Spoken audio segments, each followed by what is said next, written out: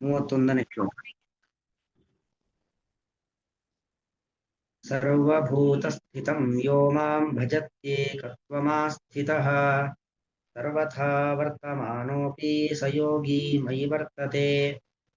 ಸರ್ವಭೂತಸ್ಥಿತಂ ಯಃ ಮಾಂ ಭಜತಿ ಏಕತ್ವಂ ಆಸ್ಥಿತಃ ಸರ್ವಥಾ ವರ್ತಮಾನಃ ಅಪಿ ಸಹ ಯೋಗಿ ಮಯಿ ವರ್ತತೆ.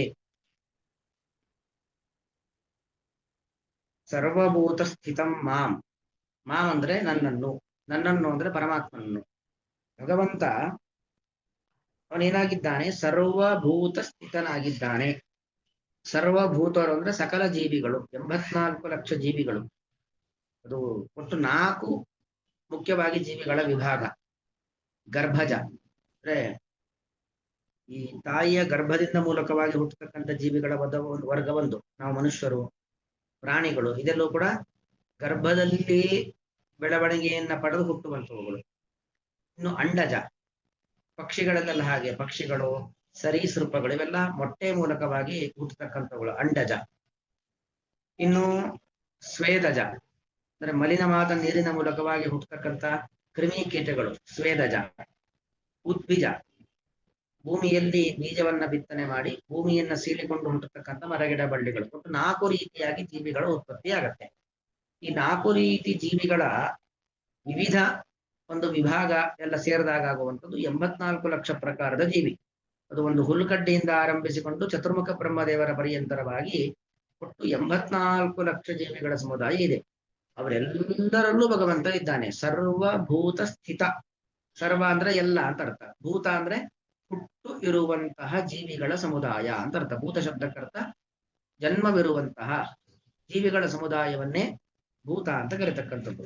ಸರ್ವಭೂತ ಸ್ಥಿತಂ, ಸರ್ವಭೂತ ಸ್ಥಿತಂ ಮಾಂ, ಸರ್ವಭೂತ ಸ್ಥಿತಂ ಮಾಂ, ಮಾಂ ಅಂದ್ರೆ ನನ್ನನ್ನು ಅಂತ ಅರ್ಥ. ಸರ್ವಭೂತ ಸ್ಥಿತನಾಗಿರುವಂತಹ ನನ್ನನ್ನು, ಎಲ್ಲಾ ಭೂತಗಳಲ್ಲಿ ಇರತಕ್ಕಂತಹ ನನ್ನನ್ನು ನಾವು ಸೇವಿಸಬೇಕು. ಭಜತಿ. ಹೇಗೆ ಭಗವಂತನನ್ನ ಸೇವಿಸಬೇಕು ಅಂತ ಹೇಳಿದ್ರೆ, ಏಕತ್ವಂ ಆಸ್ಥಿತಃ, ಏಕತ್ವಂ ಆಸ್ಥಿತಃ. ಏಕತ್ವಂ ಆಸ್ಥಿತಃ ಅಂತ ಹೇಳಿದ್ರೆ ಭಗವಂತ ಒಂದೇ. ಭಗವಂತನಲ್ಲಿ ಯಾವುದೇ ರೀತಿಯಾಗಿರ್ತಕ್ಕಂಥ ಭೇದ ಭಾವಗಳಿಲ್ಲ. ಅಂದ್ರೆ ಎಲ್ಲೆಲ್ಲಿ ದೇವರಿದ್ದಾನೆ, ಎಲ್ಲಾ ಕಡೆಯಲ್ಲಿ ಇರತಕ್ಕಂತಹ ಭಗವಂತ ಅವನೊಬ್ಬನೇ ಆಗಿದ್ದಾನೆ. ಎಲ್ಲಾ ಕಡೆಯಲ್ಲಿ ಇರತಕ್ಕಂಥ ಭಗವಂತ ಒಬ್ಬನೇ. ಅದು ಎಷ್ಟು ದೊಡ್ಡ ವ್ಯಕ್ತಿ ಇರಬಹುದು, ಎಷ್ಟು ಚಿಕ್ಕ ವ್ಯಕ್ತಿ ಇರಬಹುದು, ಅದು ಪ್ರಾಣಿ, ಪಕ್ಷಿ, ಮರ, ಗಿಡ, ಬಳ್ಳಿ ಎಲ್ಲಿರಬಹುದು, ಎಲ್ಲಾ ಕಡೆ ಇರತಕ್ಕಂಥ ಭಗವಂತ ಒಬ್ಬನೇ ಆಗಿದ್ದಾನೆ. ಈ ಭಾವನೆ ಇರಬೇಕು. ಮತ್ತು ದೇವರು ಒಬ್ಬನೇ ಮತ್ತು ಎಲ್ಲಾ ಕಡೆ ಇರತಕ್ಕಂಥ ಒಂದು ದಿವ್ಯವಾದ ಶಕ್ತಿ, ಎಲ್ಲರ ಒಳಗೂ ಎಲ್ಲರ ಹೊರಗೂ. ಅಲ್ಲಿ ಹಿಂದೆ ಬಂತಲ್ಲ, ಸರ್ವಭೂತಾನಿ ಚಾತ್ಮನಿ ಯೋಮಾ ಪಶ್ಯತಿ ಸರ್ವತ್ರ ಸರ್ವಂ ತಮೈ ಪಶ್ಯತಿ ಅನ್ನೋದು ಹೇಳ್ದ. ಎಲ್ಲಾ ಕಡೆಯಲ್ಲೂ ಭಗವಂತ ಮತ್ತು ಎಲ್ಲರ ಒಳಗೂ ಭಗವಂತ, ಎಲ್ಲರಿಗೂ ಆಧಾರವಾಗಿ ಭಗವಂತ. ಹೀಗೆ ನಾವು ದೇವರನ್ನು ತಿಳ್ಕೊಳ್ಬೇಕಾಗಿರ್ತಕ್ಕಂಥದ್ದು. ಎಲ್ಲ ಕಡೆ ಇರತಕ್ಕಂಥ ಭಗವಂತನ ಏಕತೆ. ಭಗವಂತ ಎಲ್ಲಾ ಕಡೆ ಇದ್ದಾನೆ, ಎಲ್ಲಾ ಕಡೆ ಏಕಪ್ರಕಾರವಾಗಿದ್ದಾನೆ. ಎಲ್ಲರ ಒಳಗೂ ಇರತಕ್ಕಂಥವನು ಯಾರು? ಅವನೊಬ್ಬನೇ ಪರಮಾತ್ಮ. ಒಂದು ಪ್ರಾಣಿ, ಅಲ್ಲಿರ್ತಕ್ಕಂಥವನು ಅದೇ ಭಗವಂತ. ಇನ್ಯಾವುದೋ ಪಕ್ಷಿ, ಅಲ್ಲಿರೋನು ಅದೇ ಭಗವಂತ. ಇನ್ಯಾವುದೋ ಮರ, ಅಲ್ಲಿರೋನು ಅದೇ ಭಗವಂತ. ಪ್ರಾಣಿ ಅಂದ ಮಾತ್ರಕ್ಕೆ ಅಲ್ಯಾವುದೋ ನಿಕೃಷ್ಟವಾದ ಭಗವಂತನ ಸ್ವರೂಪ, ಯಾವುದೊಬ್ಬ ದೊಡ್ಡ ಶ್ರೀಮಂತ ಅಂತ ಮಾತ್ರಕ್ಕೆ ಅಲ್ಲಿರ್ತಕ್ಕಂಥ ಯಾವುದೋ ಉತ್ಕೃಷ್ಟವಾದ ಭಗವಂತ. ಈ ರೀತಿಯಾಗಿ ಯಾವುದೇ ರೀತಿಯಾಗಿರ್ತಕ್ಕಂಥ ವ್ಯತ್ಯಾಸ ಎಂಬುವಂಥದ್ದು ಇಲ್ಲ. ಹೀಗಾಗಿ ಏಕತ್ವಂ ಆಸ್ಥಿತ, ಎಲ್ಲಾ ಕಡೆ ಇರತಕ್ಕಂಥ ಭಗವಂತ ನಾನೊಬ್ಬನೇ ಎಂಬತಕ್ಕಂಥ ಭಾವನೆಯನ್ನು ಹೊಂದಿದವನಾಗಿ ಯಾರು ಸೇವನೆಯನ್ನ ಮಾಡ್ತಾನೋ, ಯಾರು ಸೇವನೆ ಮಾಡ್ತಾನೋ ಸಹ ಯೋಗಿ, ಅವನು ನಿಜವಾಗಿರತಕ್ಕಂಥ ಯೋಗಿ. ಯೋಗಿ ಅಂದ್ರೆ ಅಪರೋಕ್ಷ ಜ್ಞಾನಿ. ಯೋಗಿ ಶಬ್ದಕ್ಕರ್ಥ ಧನಿ ಅಂದ್ರೆ ಧನ ಇದ್ದವನು ಧನಿ, ಗುಣ ಇದ್ದವನು ಗುಣಿ, ರೋಗ ಇದ್ದವನು ರೋಗಿ. ಹಾಗೆ ಯೋಗವನ್ನ ಸಂಪಾದನೆ ಮಾಡಿದವನು ಯೋಗಿ ಅಂದ್ರೆ ಅಪರೋಕ್ಷ ಜ್ಞಾನಿ ಅಂತ ಅರ್ಥ. ಯೋಗ ಅಂದ್ರೆ ಉಪಾಯ. ಭಗವಂತನನ್ನ ಸಾಕ್ಷಾತ್ಕರಿಸಿಕೊಳ್ಳಿಕ್ಕೆ ಅನೇಕ ಉಪಾಯಗಳಿದ್ದಾವೆ.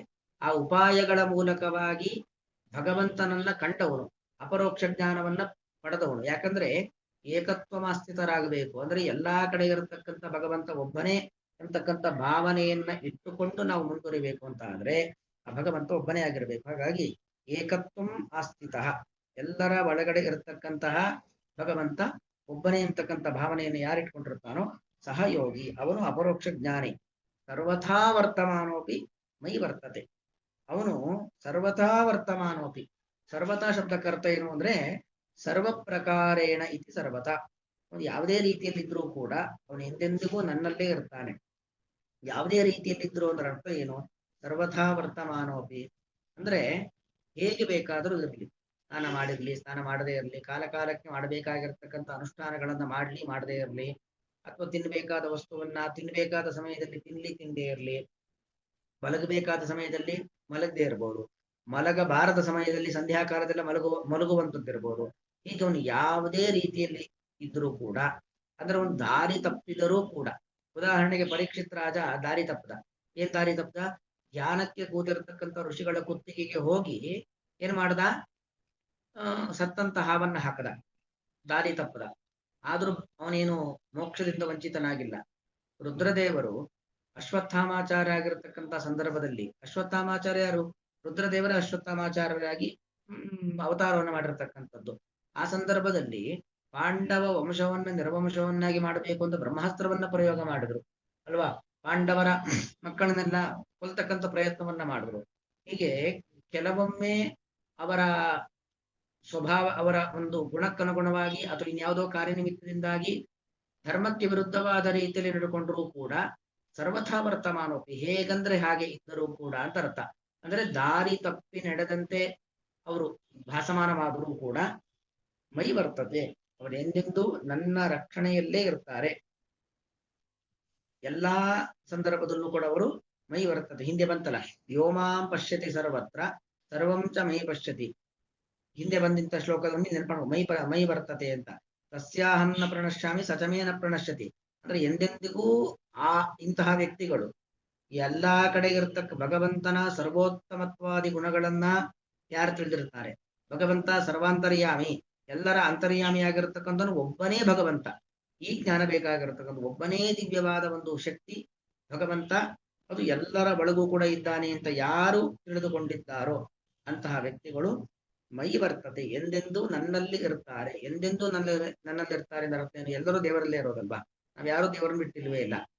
ಇವನಿಗೆ ಸ್ಪೆಷಲ್ಲು ಅಂತ ಹೇಳಿದ್ರೆ ಸರ್ವ ಮೈ ವರ್ತತೆ ಶಬ್ದಕ್ಕೆ ಎಂದೆಂದೂ ನನ್ನ ರಕ್ಷಣೆಯಲ್ಲಿಯೇ ಇರ್ತಾರೆ ಅಂತ ಅರ್ಥ.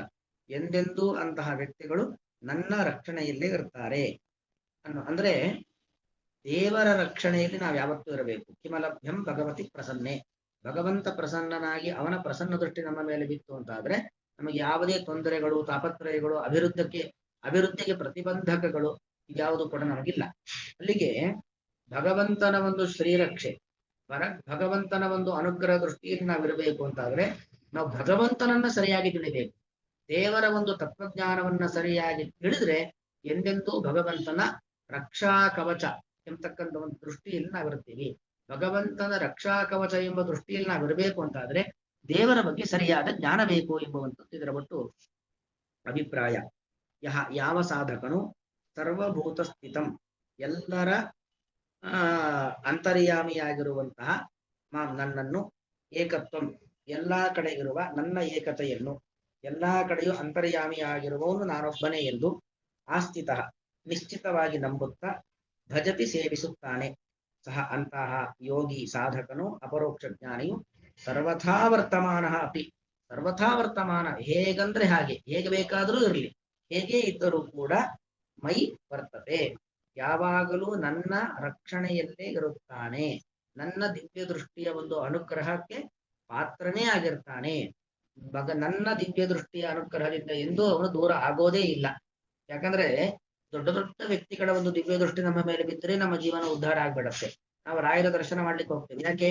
ಅವರ ಒಂದು ದಿವ್ಯ ದೃಷ್ಟಿ, ಅವರ ವೃಂದಾವನದ ಒಳಗಿಂದ ಅವರ ದಿವ್ಯ ದೃಷ್ಟಿ ನಮ್ಮ ಮೇಲೆ ಬಿದ್ದರೆ ನಮ್ಮ ಜೀವನ ಸಾರ್ಥಕವಾಗತ್ತೆ, ನಮ್ಮ ಕಷ್ಟ ನಷ್ಟಗಳು ಪರಿಹಾರವಾಗತ್ತೆ. ಹಾಗೆ ಅನೇಕ ಗುರುಗಳ, ಅನೇಕ ದೇವತೆಗಳ ದಿವ್ಯವಾದ ದೃಷ್ಟಿ ನಮ್ಮ ಮೇಲೆ ಬೀಳಲಿ ಅಂತ ನಾವು ಆ ಜಾಗಗಳಿಗೆಲ್ಲ ಹೋಗ್ತೀವಿ, ಅವರ ಸೇವೆಯನ್ನ ಮಾಡ್ತೀವಿ. ಅಂತದ್ರಲ್ಲಿ ದೇವೋತ್ತಮನಾಗಿರತಕ್ಕಂಥ ಭಗವಂತನ ದಿವ್ಯವಾದ ದೃಷ್ಟಿ ನಮ್ಮ ಮೇಲೆ ಬಿದ್ದರೆ ಇನ್ನೇನು ಹೇಳ್ಬೇಕು ಹೇಳಿ? ನಮ್ಮ ಸಕಲ ದುಃಖಗಳು, ಕಷ್ಟಗಳು, ದಾರಿದ್ರ್ಯಗಳು ದೂರವಾಗತ್ತೆ. ಎಲ್ಲಾ ರೀತಿಯಲ್ಲೂ ಕೂಡ ಅಭಿವೃದ್ಧಿ ಉಂಟಾಗತ್ತೆ ಅನ್ನೋದು ಇದರ ಒಟ್ಟು ಅಭಿಪ್ರಾಯ. ಅದಾಗಬೇಕು ಅಂತ ಆದರೆ ದೇವರ ಬಗ್ಗೆ ನಾವು ಸರಿಯಾದ ಅರಿವನ್ನ ಪಡಿಬೇಕು ಅನ್ನೋದು ಒಟ್ಟು ಅಭಿಪ್ರಾಯ. ಸರ್ವಭೂತ ಸ್ಥಿತಂ ಯೋ ಮಾಂ ಭಜತ್ಯೇಕತ್ವಮಾಸ್ಥಿತಃ ಸರ್ವಥಾ ವರ್ತಮಾನೋಪಿ ಸ ಯೋಗಿ ಮಯಿ ವರ್ತತೆ. ಶ್ರೀಕೃಷ್ಣಾರ್ಪಣಮಸ್ತು.